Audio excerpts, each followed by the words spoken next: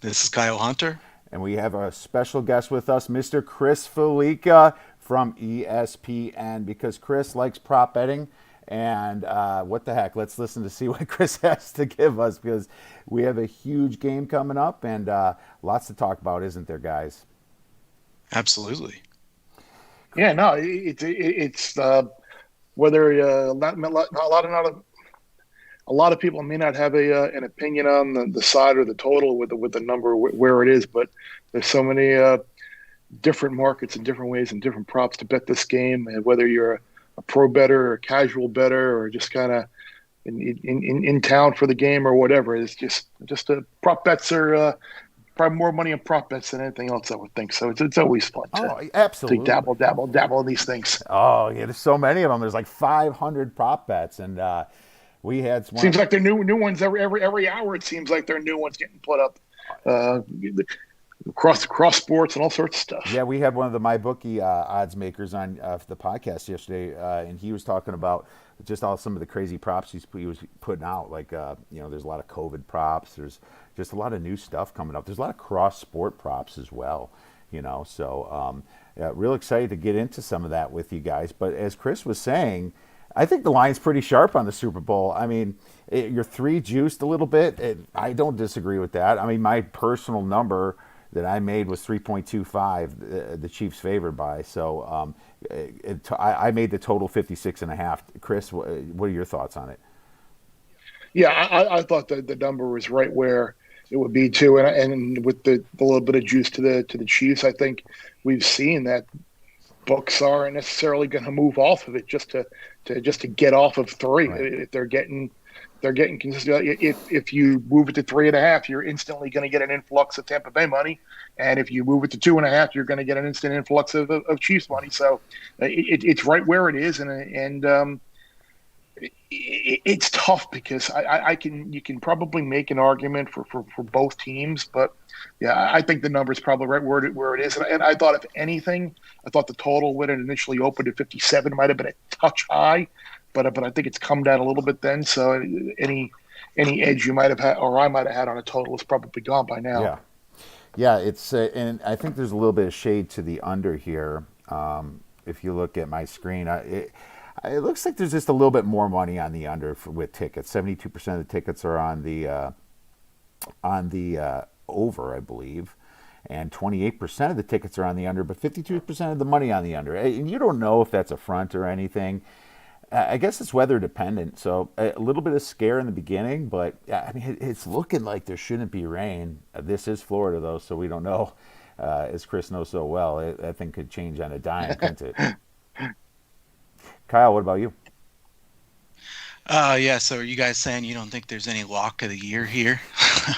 uh, yeah, I mean this line's really sharp. I tend to lean toward the Chiefs if I had to make a bet on the side, but I'm not anxious to bet against Brady in this Super Bowl, laying 3 points. I don't see how anybody could be too anxious to do that.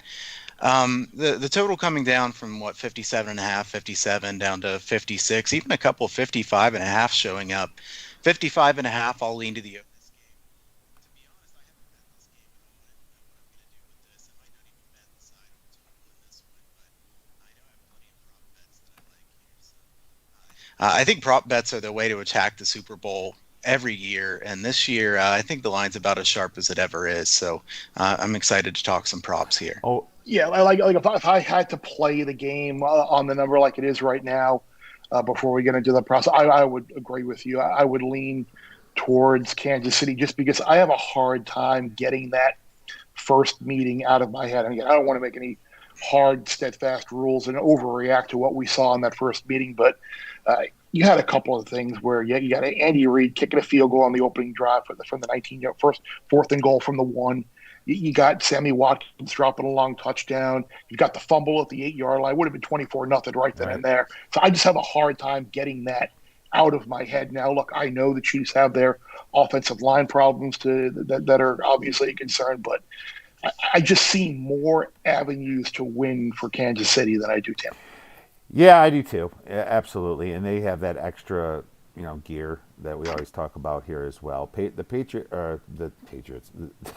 That's a prop. Well, Tom Brady and Gronk are there, so that's what you're saying. Yeah, Patriots. well, it's a prop too, and it's a pretty good one. I mentioned Patriots, but with Tom Brady, I guess anything can happen. But I still think that they're kind of just skating by here a little bit.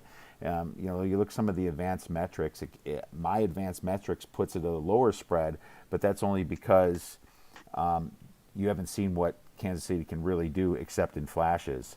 Their first matchup is our biggest data point, isn't it? I mean, you saw what they can do, and now you have some safety injuries on the side of Tampa. So I am concerned about them stopping the pass here. So we'll see what the weather comes up to. But Chris, you're a trends guy, and you have a lot of great systems and things like that. Anything to throw out there before we get into props? No, the one other thing, just to echo on what you were saying about your numbers and Tampa and Whitehead being out and Tampa being here, and they've kind of just had this perfect storm going where you get Taylor Heineke against the perfect opponent in Washington in the wild card round. You get a bunch of turnovers and interceptions against New Orleans and in a game that you very easily could have lost there. You go to Green Bay, and Green Bay has the brain meltdown right before half where they allow the long touchdown, and then the indecision the lack of decision to go for it late in the game where they kick a field goal, and they overcome Tom Brady's three interceptions. And you can look at one way or another. You can say, this, overcome this, odds are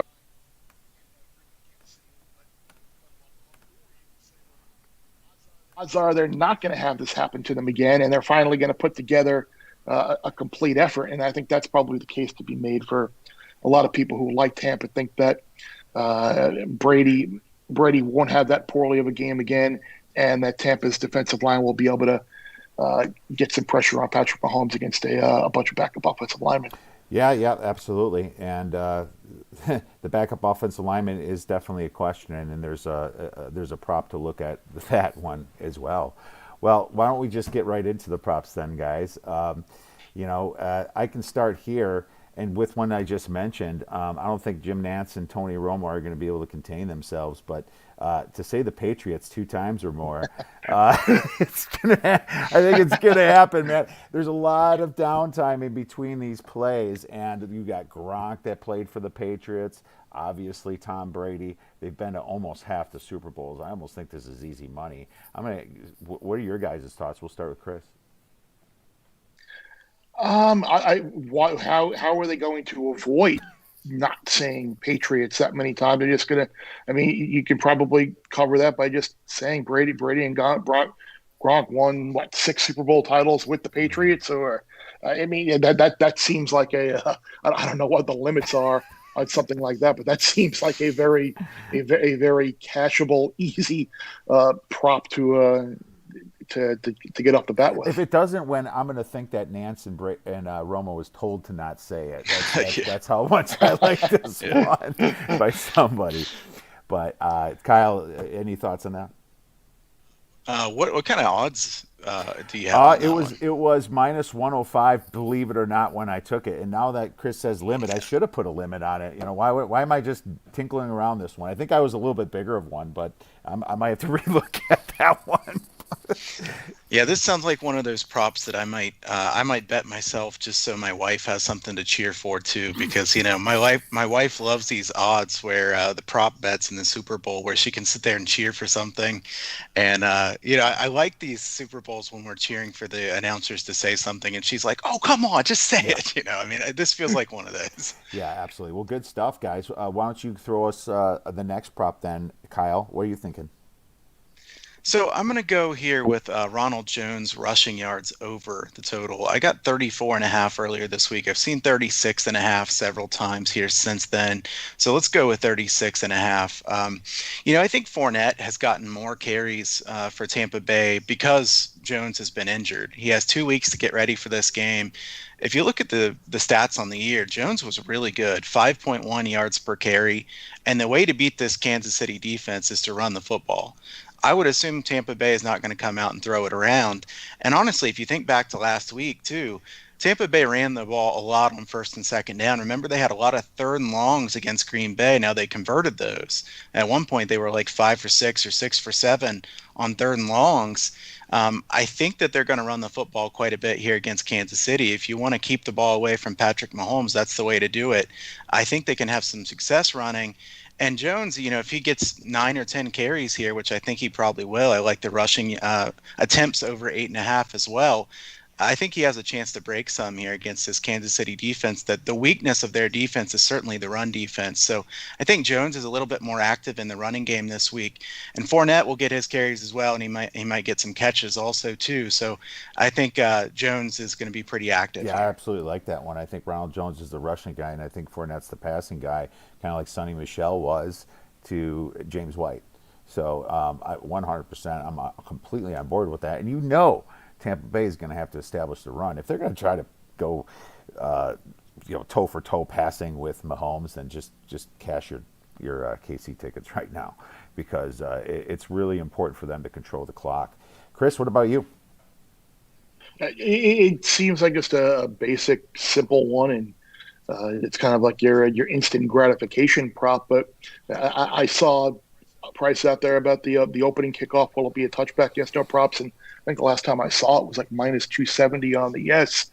And I think you're looking at two guys in Pinion and Butker who are in the top 5, I believe, in the league in touchback percentage. And as long as it's not a driving rainstorm and wind, I don't see a way that the opening kickoff isn't a touchback. So I mean, it's a big number, but I would, as long as this is one of those where, again, check your weather report on Sunday to find out what's going on. But I think with two guys who put the ball in and out of the end zone quite a bit on kickoffs, I would lay that 270 and with the yes at the opening kickoff would be a touchdown. Oh, I like it. Touchback, Yeah, rather. yeah, that's true. They do have some serious legs, and I think Buttaker's numbers would be even higher if people didn't try to take it out at the end of the game to beat Kansas City, try to get that big run. Mm-hmm. Because Kansas City they really won 15 games. I mean, yeah, 14, but that Chargers game, throw that right out, right? So they were winning, and his percentage of touchbacks would have been higher. Awesome stuff, guys. So I'm going to go next with the first score field goal. And I did figure out the odds. It should be around plus 165 is kind of what I figured out a couple years back. But I had Behrman on earlier in the week, Chris, and he told me that 25 of the first scores were field goals, 26 were touchdowns in the Super Bowl, and 3 were safeties. And so I'm like, well, wow, that's even more my favor. I'm just looking at every single football game. But my theory with going a unit on plus 400 with KC and a unit with plus 500 on Kansas City is that they might tighten up a little bit in the red zone. This is the Super Bowl. Brady just came up throwing 3 interceptions his last game. No one wants to throw that big pick. Only takes a holding call or possibly even a false start for them to score a field goal. It always feels good to get those first points. So that's kind of the edge I was looking at here. Plus, both defenses have been playing much better in the red zone. I think you're going to get a little value with that one, guys, and I always play it. Go ahead, Kyle. Yeah, I like this one as well. I think that this kind of correlates with one of them, I'm going to say. So let me just go ahead and say it right now. I'll say that second half higher scoring than the first half. I think this is a good bet. -1.5 for the second half, -110 on this. I think there's usually a feeling out process in the Super Bowl. We've seen a lot of low scoring first quarters, especially when Brady and the Patriots were in those games. Everybody knows that there's been a lot of really low scoring first quarters, and then there's quite a bit of scoring late in the game. I think that there's a good chance that the second half's higher scoring than the first. And I do think there's a good chance there's some field goals in the first half, where in the second half, more likely to be touchdowns there. So I like yours, and I like second half higher scoring as well. That makes total sense to me, because I always bet the first half under and the second half over in these big games. So yeah, and I really think Tampa's going to try to establish the run the first half at least, and maybe in the second half if they're behind, expect more of a shootout. What do we have next for you, Chris? Yeah, I think the no non-offensive touchdown is another one where I'd lay a little bit of a price and take that. And it kind of correlates to what I was talking about before with both Butker and Pinion kicking a lot of touchbacks. You're essentially eliminating the odds of a kickoff return right there. How many punts are there going to be in the game if you think that there will be a good bit of scoring or such? I know the Bucks punt coverage isn't very good, and that potentially could be a little bit of a liability with Kansas City having a very good return game. And then you hit on it before: is Brady really going to throw 3 interceptions again in the Super Bowl? And I don't think Patrick Mahomes is going to throw a pick 6. So I think basically what you're looking at is it's a bet: will there be a Mahomes or Brady sack, fumble, scoop, and score? I like that's your best option of a non-offensive touchdown. So I'll take my chances that won't happen, and I'll lay the price with no non-offensive touchdown. Oh, okay. Well, it looks like you're not going for any defensive MVP props at 40-1. So, well, it's fun. It's funny that's the interesting thing, though. Okay, the way I see the game is with Kansas City winning, and it kind of being what you expect from a game. However, I know a lot of people are talking about if Tampa wins, Tom Brady will be the MVP, where I disagree with that. Like, I think if Tampa wins, it's going to be because of their defense. And I think Shaquille Barrett at 40-1 is a really good play to win the MVP if you're looking to throw a little bit of lunch money or pizza money on a 40-50-1 prop. I think you could probably do a lot worse than that. We've seen Von Miller be an MVP when the Bucks won the Super Bowl. They had a defensive player be the MVP. I mean, it's had when the Seahawks won the Super Bowl, they had a defensive MVP. So it's happened before, and I think with the reshuffling and the injuries that the Chiefs have on the offensive line, I think it would be fair to expect that either Barrett or JPP could have an impact type play on the game that could turn it around and lead the Bucks to victory. So if my initial impression of the game is wrong and Kansas City doesn't win and Tampa Bay wins, it will be because of their defense. And I'll try and take a flyer, throw a dart on a price there. Yeah, it's a great hedge way to look into some of your props. Like, if this doesn't happen, then this very much could happen, right? So, like you're thinking there for sure. And if you want to get cute, and if you do think there'll be a big interception, Sorensen's at 100-1. I've seen it bigger, plus 150-1. Pierre-Paul's about the same as Shaq Barrett, I believe. I think in most books. Pierre-Paul, I think he played with the Giants in a Super Bowl versus the Patriots. If he did, yeah. So he knows Brady a little bit, and he might even know Brady's going to be standing. So one of those guys, like you're thinking there. Kyle, did you bet any MVPs? I did not bet any MVPs, but if I was going to bet something, I would take one of these flyers. I can't pay the price for Brady and Mahomes. I know some people are crazy about wanting to bet one of them. We realize that the odds of them being MVP, they should be favored, but it's no great value to be had there. Along with what Chris was saying, I kind of like some of these defensive players for Tampa Bay to get a sack. I've seen some of those. Shaq Barrett's plus money to get a sack here. I think he has a real shot at getting a sack here. Same with Pierre-Paul. Like we said, the one major weakness that Kansas City has is their offensive line right now. So Mahomes is really good against pressure. We know that. But he's probably going to have quite a bit of pressure on him here, and you would think there could be some sacks here. Yeah, and that leads into my next prop then. Over 3.5 sacks for this game. Yep. Absolutely love this app, and I think I got a good price on it. It might be, and it's slightly moving up, so make sure you jump on this. Here's the thing: you have a messed up offensive line already with KC, especially when Eric Fisher come out. Oh my God, the left tackle. They're going to move some stuff around, and I really thought about the false start penalty, and I'm still thinking about that. But what I do know is that Mahomes is not afraid to go down, and even if he does go down, he still makes a huge 2nd and 15 play. I mean, that stuff happens throughout the year. Well, that line is going to be a little confused, and I think Todd Bowles is going to take advantage of it. I think he's going to try to get to Mahomes, and especially because you hear about Mahomes' injuries and things like that, So I expect him to go down, and I expect if the Patriots are down like the way it's supposed to go, Brady's going to go down a couple times. Brady's not shy, and Brady's not mobile. That half-yard rushing prop is telling you something right there. It's telling you that he's probably not getting a half a yard. So this over 3.5 is great, and I'll go right into you, Chris, and your thoughts on that. Yeah, no, I would agree. I mean, and he's a vintage sneaker is well on fourth and a foot, fourth and goal from inside the one. So I can see him getting some yardage there. But I'm with you, and I'm with you on the sack prop.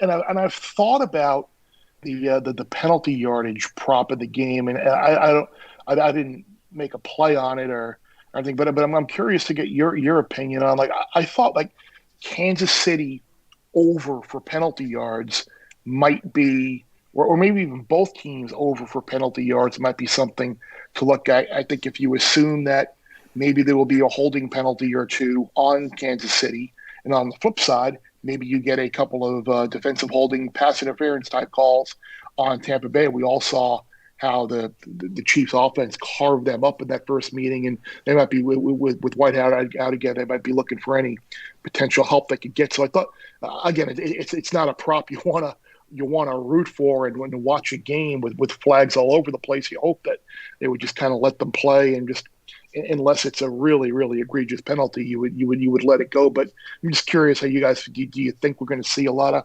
laundering on Sunday night, or is that something that you guys looked at I don't all? think you're going to see a lot of penalties itself because it's such a big game. You saw them kind of swallow the flags in the NFC Championship games in the divisional round. I mean, you saw the clear hold on one of the Packers, Lazard, and it caused an interception. The game before that, the same player held Thomas, I believe, and got an interception, almost ran it in. They're not calling it, and I the scary thing about the penalty yards, I think it could go over due to that one big pass interference. Yeah. So I would rather go under on the number of penalties personally, but maybe you're right about the total yards because maybe they do try to control it. Were the refs embarrassed because people were calling them out? I don't know. I always think about that. Do the refs get embarrassed? Do they care? I've heard back and forth on that. Because obviously you hear about it every week in these big games, but over maybe, but the total penalties I would lean toward the under. Kyle, same thoughts? Yeah, I like the under on the number of penalties earlier in the week, but this one's come down quite a bit. I know it was 11 at one point and then 10 and a half. I think I've seen 9.5 or 10 now. I couldn't take under 9.5, but if I had to take an over, I'd rather take the over on the yards, thinking that, there could be one penalty that's 4 yards here. They're going to take some shots downfield, both teams. So I don't think I'd want to take the penalty yards under, but I lean to the under on the number of penalties in this All game. right. Well, that sounds good to me. Uh, Next prop, Kyle. What do you have? So I'm going to go under for Antonio Brown's receptions here. Some 4.5s. I saw some Vegas books have 4.5 here. Look, Brady has a ton of weapons. We all know that. You could argue that he has the best weapons as far as pass catchers of anybody in the NFL. The Chiefs have great ones as well, obviously. So, but Brown hasn't really been part of the game plan in the playoffs very much at all. And in the biggest game, a guy who hasn't really been there very long, I don't know why he would all at once be a big part of the game plan. I don't think that Brown is going to be a major part of this plan here. And you're getting under 4.5 or under 4 receptions. I don't know that Tampa Bay is going to throw it as much as some people think. Like I said, I think they want to run the ball here. So I'll take Antonio Brown under receptions. I totally agree with that one because one of mine I was going to give out in this show is Antonio Brown under the 41.5 yards. I know he's coming back, but the unders are going to be. I already started hitting a few of the receiving ones because I was concerned about the weather, but I'm going to play my share of unders, and I think when you have your portfolio of plays of prop bets, you have to think to yourself, what if the score here is 17-13? What's my prop bets going to look like at the end of this game? But you also have to have the same idea of what if it's 42-37? I mean, you have to have some outs in both of them, and I think the sack one is definitely one of them. If it's a low scoring game, you can get your sacks, even if it's a high scoring game. But I think it's more prone to quarterbacks getting hit if it's low and they're punting. But at the same time, Antonio Brown just coming back, hasn't been there. I've been weighing back and forth. Maybe I'm just going to take both unders for Scotty Miller and Antonio Brown. But the Scotty Miller's number is not there yet. But I agree with you. Chris, what are your thoughts on that? Yeah, I agree. I mean, how much is Brown going to contribute after not being a factor so far? I mean, I'm with you there, and I think probably just because his name recognition, you're probably buying yourself an extra half a yard or a yard, and people just thinking maybe he's going to have a huge game just because the reputation he has. But yeah, I'm with you. I would be under on that as well. Uh, and another one that I like again, I'm laying a price, but I just have a hard time not seeing Travis Kelce score. I like that more than any of the reception yards with him or the reception itself. But inside the red zone, he's a complete mismatch. I think it's like 165. I think it was at Will Hill. Was what it was when Doug and I were talking about it the other day. But he didn't have a touchdown of the game in the first meeting. But I just can't see Travis Kelce not scoring a touchdown in the Super Bowl. So I'm gonna lay that price there. Yeah, kind of share the wealth. Mahomes might share the wealth with him for sure. And he had a lot of yards when he played them the Yeah. first time. So, yeah, Tampa's going to have to stop one of them. And I don't know if they can. I don't think they're going to have an answer for Tyreek Hill, personally. And I think, even though this is super public, if you look at both safeties, Antoine Winfield and Whitehead being out, what are they going to do over the top of Tyreek Hill? Yeah. Oh, my God. Normally I fade the best receiver, but I think I'm going to be taking his over. And yeah, I totally agree. I think Kelce probably does receive the touchdowns. And I was going to bet some no's on a bunch of touchdowns, but it wasn't Kelce. What Mhm. about you, Kyle? What do you have any thoughts? Yeah, and I tend to agree with this as well. And I will say too, some of these props that are laying the juice, in general, I don't like laying the minus price, minus 200, minus 160. But in the Super Bowl, we have some of these props that have great value that you are laying a big price, because everybody wants to take the underdog, right? Everybody wants to take that plus money price. But some of those plus money prices are not what they should be. You're laying a price that's better than what it should be.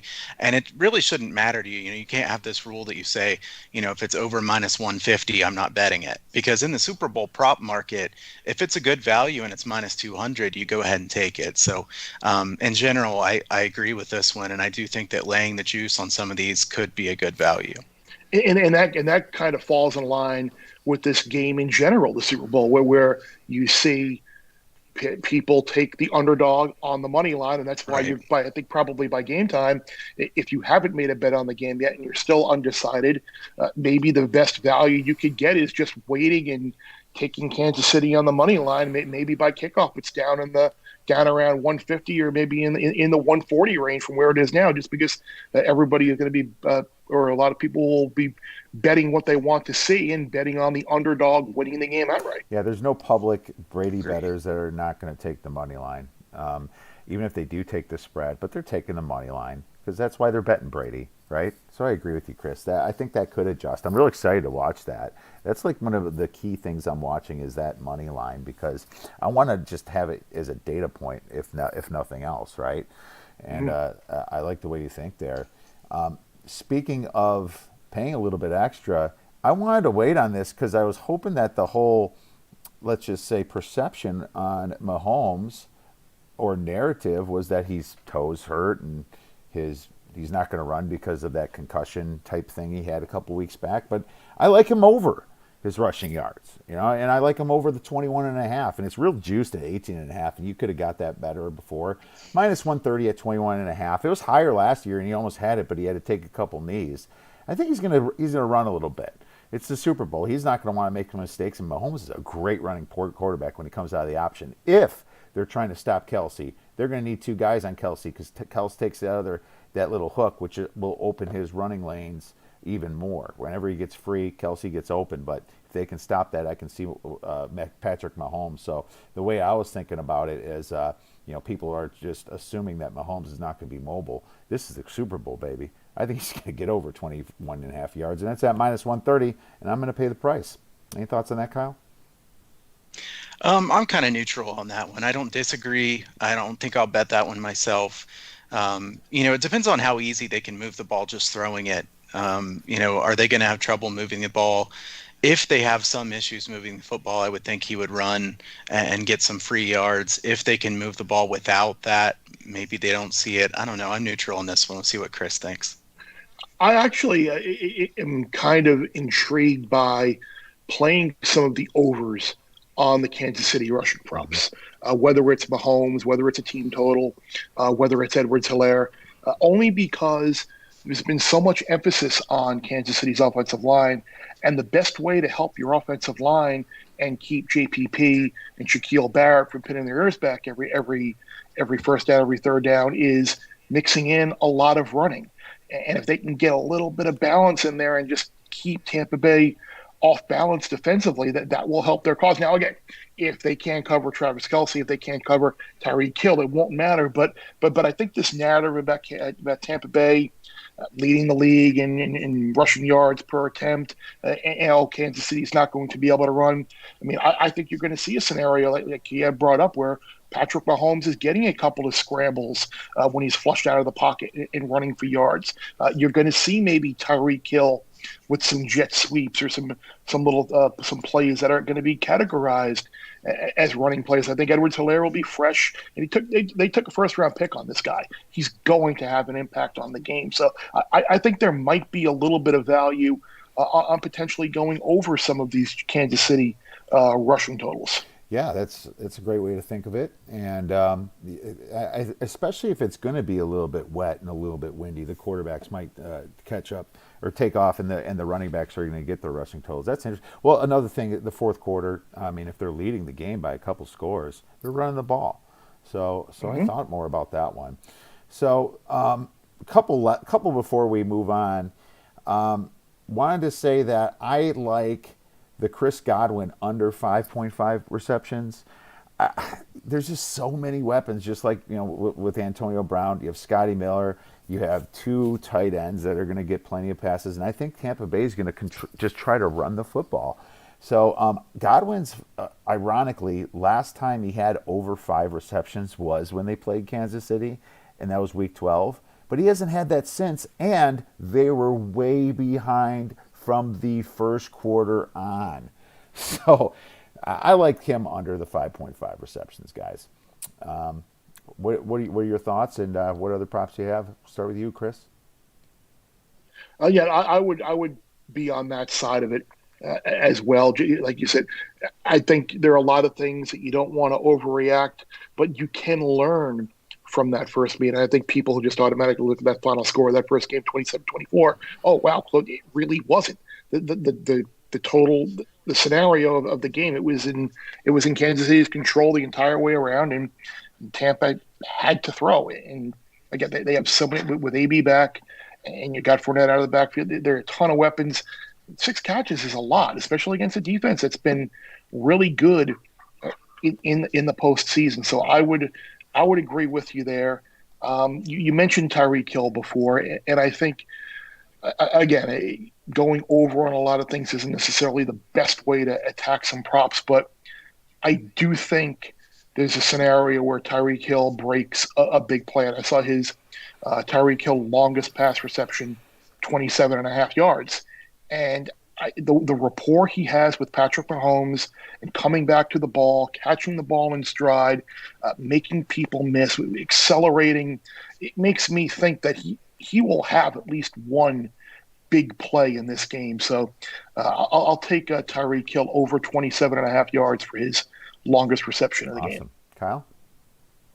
Yeah, I like that one too. It's hard to imagine Hill not being open deep at least one point. And, who's better at yards after catch than Tyreek Hill? So I would think that has a really good chance. I like that one as well. I can't imagine who would want to bet the under on something like that, to be honest.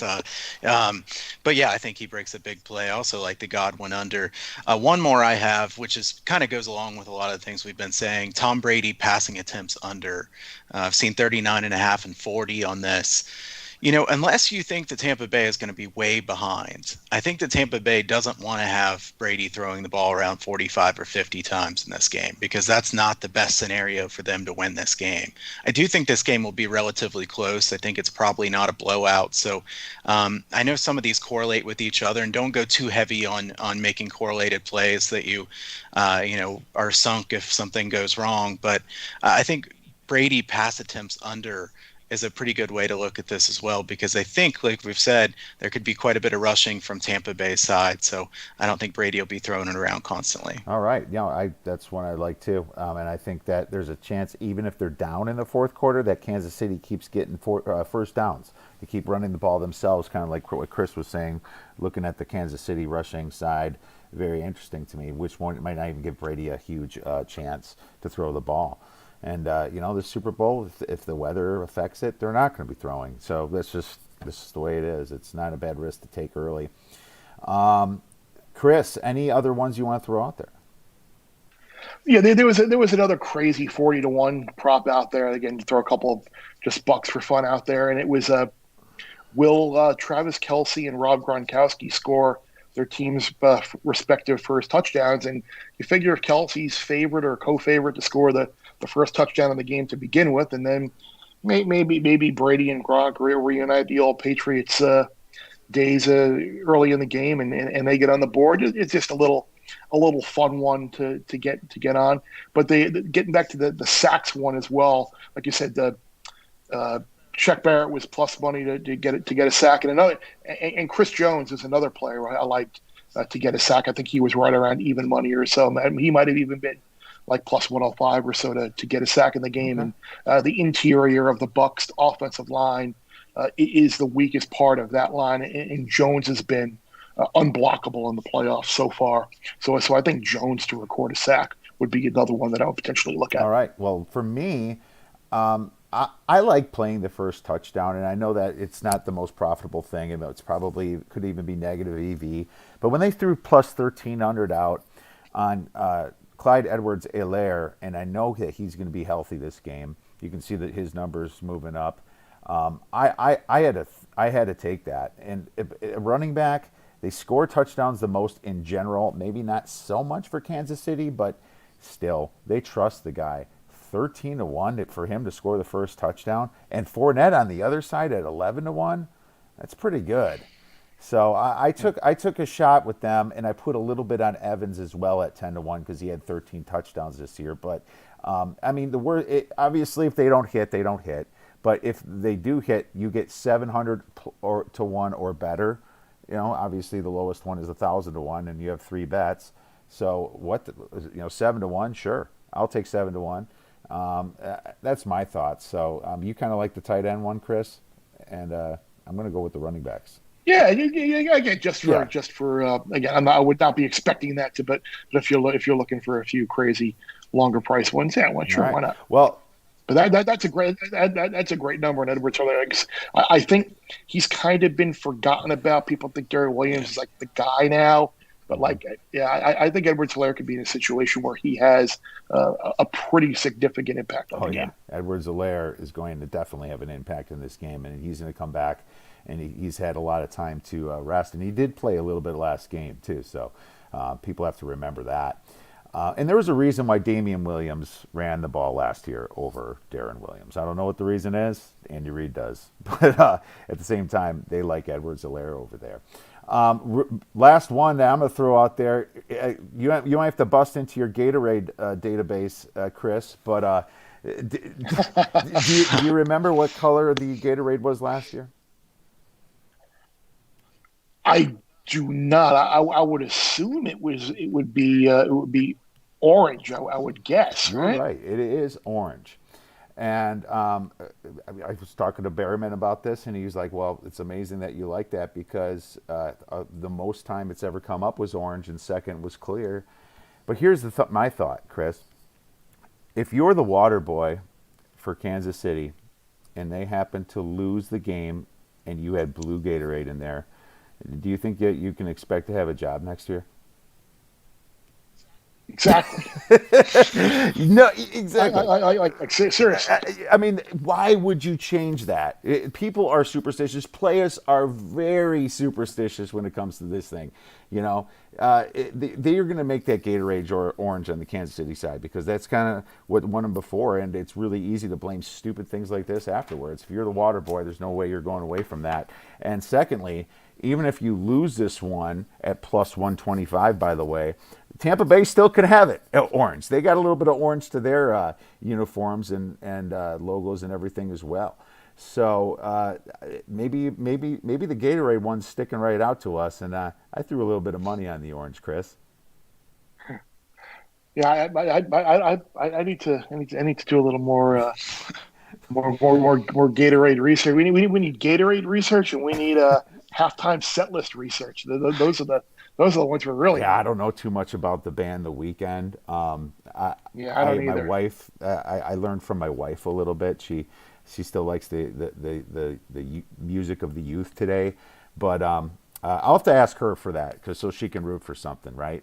So we'll ask my wife what song's going to play first for the weekend.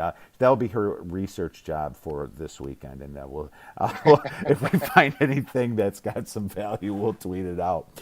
Well, we destroyed the Super Bowl, guys, but I'd like to see what else you might be doing this weekend. Obviously, the Phoenix Open's going on, and I mean the place is going to be so dead that they might ask me to play in it. So we'll see what happens. But I got a basketball one, and I just want to throw out there we love our basketball, our college hoops, and Florida's going to be playing LSU this weekend. And the way I look at it, both these teams really bad performances. Florida only had 1 point scored in the last 6 minutes and 37 seconds against South Carolina. Blew my mind. They're going to come out better. LSU was terrible against Alabama, I believe, and the thing that people might miss in the beginning, and I know there's some sharp people that are going to hit it, is that Darius Days is out for LSU. He got injured against Texas Tech, and he's their number one rebounder. And there's not many rebounders there for LSU. And losing him was part of the reason why they got blown out last time, and I don't see how they're going to rebound this time against Florida. Florida's the better shooting. They shoot 37.5% from three. LSU shoots 33.8%. I mean, this game's got Florida all over it for me, so I'm going to lay the short price. It's probably going to be -1, -2 in the open. I think it's going to close probably past 3, so get this one early. Florida -1. Kyle, anything? Yeah, I kind of like that one myself as well. And I have a game here that I'll probably be playing on Saturday. I'll give it out. UMass and Rhode Island. Fats Russell missed last game. He's questionable for this one. If he plays, he won't be 100%. First of all, if you can reference Fats Russell, you have to do it, right? I mean, it's one of the best names. So I couldn't miss that shot, Kiev. Sorry. UMass played Rhode Island very tough last year. They beat him in overtime earlier this year. They're going to be plus price here, maybe +6, something like that. We'll see what the line comes out at. But even if he was healthy, I think they'd have a chance to cover in this game. UMass is better than they have been in the past. Rhode Island, not a good team, laying a lot of points. So with him not being healthy, I think UMass here plus the points, maybe even sprinkle a little bit on the money line. I think they have a shot to win that game. Yeah, sprinkle that money line for sure. Maybe UMass comes back to those Coach Cal days with Marcus Camby playing on the team, huh? Wouldn't that be exciting if that happened? No. Love those UMass teams were great. Marcus Camby, Dante Bright, Carmelo Travieso. Oh man, love it. Jared Kellogg. Oh, they were Heck good. yeah, look at that. Back in the days. Great memories here.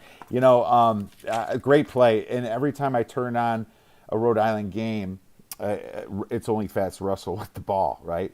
I completely agree with you there. Getting on UMass this game is probably going to give you some value here. What are you playing this weekend, Chris? I like Virginia Tech against Miami. The Hokies had a bad effort against Pitt the other night. Miami, that game against Duke was probably more about bad Duke than it was good Miami. The Canes have, I think, 5 scholarship players available, so they pulled their big upset, and they got their win. But I think a Virginia Tech team that is going to be hungry to get back on the winning side of things, and against a shorthanded Miami team, the Hokies will probably be around maybe 5.5, 6, 6.5, somewhere in that range, I would think. I'm looking right So now. I have no problem laying. I have no problem laying that. You know how there are just some teams that, regardless of the year, regardless of the situation, you just don't play well against and do what. That's Virginia Tech to Miami. Miami never has seemed to really handle them well. Now, again, it's a different situation this year with no fans, and sure, they're home, but they're shorthanded, and they they are not as good as Virginia Tech. And like I said, it was a bad Duke team the other night, and Duke should not be double-digit favorites over anyone. But I like the Hokies getting back off that loss to Pitt the other Oh, night. when you fade your alma mater, Chris, you got to pay attention here. And I might be doing the same thing with Illinois versus Wisconsin. We'll see where that line comes out as well. That's how much we love our teams. We bet against them. So Exactly. Hey, but that's beautiful. You see that's great though, because it shows that we're not like alumni shills. We're just going to bet on our alma mater every game. Like people like there was a couple of years ago when I picked Duke to beat Miami, and everybody got mad at me. I'm like, why would I pick Miami to win the game? They're not playing well, and Duke wanted to win it easily. So I'd rather have it that way than just being accused of having rose-color alumni glasses every time. This one's got letdown spot all over it, man. So I love what you're thinking there. Yep, Virginia Tech's going to come out playing some defense. Of course, Virginia Tech had their letdown because they just beat Virginia last Saturday. So they're playing well on Saturday. I love that one. You playing the Open or anything? The Yeah. Phoenix Open? Oh yeah, no, I did. I have a win ticket on Justin Thomas. I had a win ticket on Sung J M, who might not make the cut, but JT is playing well today. I played Horschel over Siwoo Kim in a head-to-head. I played Sung J M against who the heck was it? Let me look real fast. Pull it up for you. Sung J M against Ryan Palmer. That was my head-to-head, and then I got top tens on John Rahm, Daniel Berger, and Justin Thomas. So I didn't go after hitting Patrick Reed last week. The odds of hitting two in a row are pretty slim, so I didn't get too crazy this week. But I just enough to keep me true. But I will be curious to see if any books out there put up either early Sunday morning or late Saturday night final round props of the golf combined with the Super Bowl. That might be something to. You always get the Justin Thomas final round score versus Mike Evans receiving yards or something like that. So those might be some fun things to do a little research on Saturday night, Sunday morning if they wind up posting stuff like that. Yeah, cross sport props are fun. I was kind of hoping for an MVP Masters one, just hit that lottery ticket or something like that. But maybe you will get one for the Phoenix Open. So great stuff, man. Thanks for sharing that. Sorry to put you on the spot there, but no, that's fine. That's fine. When you said the Open, I was like, okay, what Open? I forget the Phoenix. I should have what's called going it. on? Yeah, And yeah, that's okay. Kyle, so you have a ton of great information going on. What's going on at Hunter Sports Picks? Yeah, you can go to huntersportspicks.com, get all my premium plays there. You can also sign up for the free picks newsletter there at the top of the page. And also follow me on Twitter at Kyle Hunter Picks if you don't already. All right, and Chris, where's your great information and plays going to be located this weekend for our Super Bowl? Everything will either be whatever I post will be up on my BetSperts account. I'll just write a post there with everything that's there. We'll have a Super Bowl special Sunday morning on Daily Wager as well, which will be a lot of fun. So we'll have some stuff there, and maybe I'll just get good old fashioned Twitter as well. Good old fashioned Twitter. You got to follow Chris. Twitter, BetSperts, and Daily Wager, 3 places best to all right. And you guys can check us out at the OddsBreakers. We always have free plays for you as well. We just won our free subscriber play last night, Minnesota plus 5.5. So there's a place for just free subscribers if you don't ever want to be a premium, and it's all good. We have free plays for you. Check us out. Everyone enjoy the weekend, fully loaded weekend of sports. There's UFC, there's golf, there's hockey, there's basketball, and our last football game on Sunday, my friends. Thanks a lot for viewing, and obviously go get some winners.